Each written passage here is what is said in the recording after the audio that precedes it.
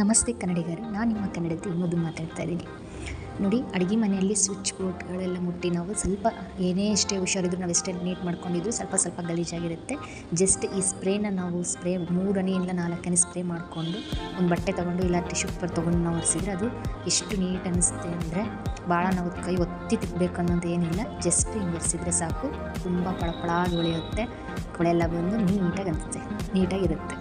ಮತ್ತು ಮಕ್ಕಳು ಮನೆಯಲ್ಲಿ ಗೋಡೆ ಮೇಲೆ ಗೀಚ್ತಾರೆ. ಚಿಕ್ಕ ಮಕ್ಕಳು ಮನೆಯಲ್ಲಿದ್ದರೆ ಅದು ಸಮಸ್ಯೆ ನಾವು ಎದುರಿಸಲೇಬೇಕಾಗುತ್ತೆ. ಪೋಷಕರು ಅಲ್ಲಿ ಗೋಡೆ ಮೇಲೆಲ್ಲ ಪೆನ್ನಿಂದಾಗಲಿ ಪೆನ್ಸಿಲಿಂದಾಗಲಿ ಗೀಚಿದ್ರೆ ಈ ಸ್ಪ್ರೇ ತೊಗೊಂಡು ಜಸ್ಟ್ ಸ್ಪ್ರೇನ ಒಂದು 3-4 ಹನಿನ ಅದ್ರ ಮೇಲೆ ಹಾಕಿ ಸ್ಪ್ರೇ ಮಾಡ್ಕೋಬೇಕು. ಫಸ್ಟ್ ಸ್ಪ್ರೇ ಮಾಡಿಕೊಂಡು ನೀಟಾಗಿ ಟಿಶ್ಯೂ ಪೇಪರಿಂದೆಲ್ಲ ನೀವು ಟವಲ್ ಬಟ್ಟೆ ಬರುತ್ತಲ್ಲ, ಆ ಬಟ್ಟೆಯನ್ನು ಒರೆಸ್ಕೋಬೋದು. ನೀಟಾಗಿ ಹೋಗುತ್ತೆ. ನೋಡಿ, ಅಲ್ಲಿ ನೋಡ್ಬೋದು ನೀವು ಎಷ್ಟು ಚೆನ್ನಾಗದು ಹೋಗುತ್ತೆ. ಅಷ್ಟು ನಾವು ಭಾಳ ರಬ್ ಮಾಡಬೇಕಾಗಿಲ್ಲ.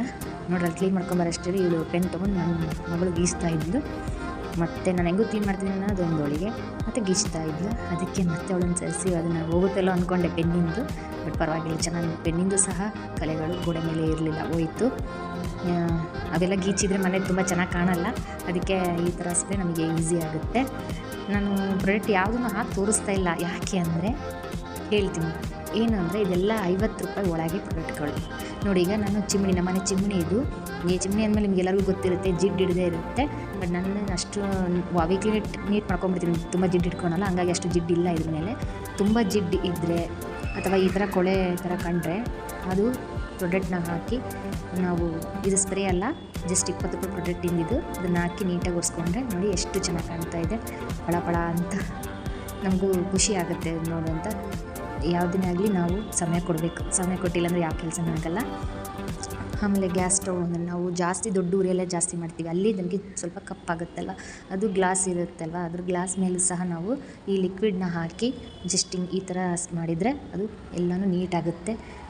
ಕೊಳೆ ಯಾವುದು ಕಾಣಲ್ಲ. ಯಾವುದೋ ಕಪ್ಪು ಕಲೆಗಳಿದ್ರೂ ಸಹ ಹೋಗುತ್ತೆ.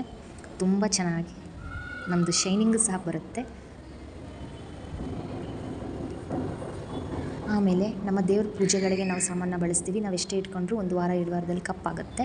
ಇಲ್ಲಿ ನಾನು ಅದಕ್ಕೆ 3 ಪ್ರಾಡಕ್ಟ್ಗಳನ್ನ ಹಾಕಿದ್ದೀನಿ. ಆ ಪ್ರಾಡಕ್ಟ್ಗಳ ಹಾಕಿ ತಿಕ್ಕಿದರೆ ನಮಗೆ ಅದು ತುಂಬ ಪಳ ಉಳಿಯುತ್ತೆ. ಈ ಪ್ರಾಡಕ್ಟ್ಗಳ ಬೇಕಂದರೆ ನನಗೆ ಕಮೆಂಟ್ ಮಾಡಿ. ಧನ್ಯವಾದಗಳು.